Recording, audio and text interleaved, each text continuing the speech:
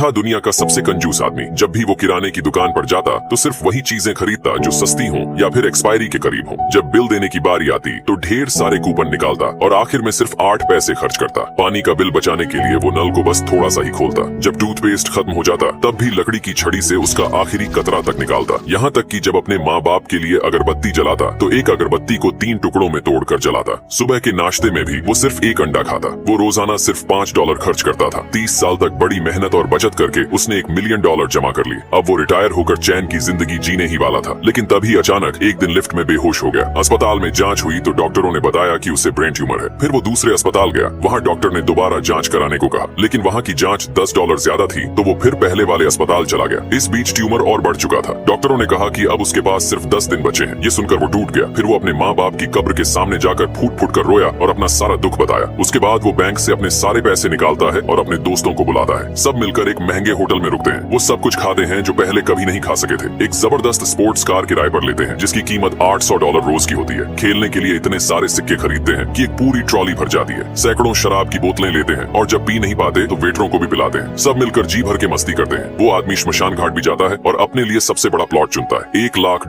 के नकली नोट खरीदता है जो मरने के बाद जलाए जाते हैं। वो मरने वालों वाला मेकअप भी करवाता है ताकि सब कुछ पहले से तय रहे। आखिरी दिन वो अपने घर लौटता है। वहाँ रखी हुई एक एक्सपायरी हो चुकी सॉसेज खाता है और थोड़ी ही देर में बेहोश हो जाता है। उसके दोस्त उसे फौरन अस्पताल ले जाते हैं। जब वो होश में आता है तो डॉक्टर बताते हैं कि उसकी रिपोर्ट गलत थी। उसे ब्रेन ट्यूमर था ही नहीं। असल में उसे फूड पॉइजनिंग हुई थी क्योंकि उसने सड़ी हुई चीज खा ली थी। ये सुनते ही वो जोर जोर से रोने लगता है क्योंकि उसने अपनी पूरी जिंदगी की कमाई कुछ ही दिनों में उड़ा दी थी।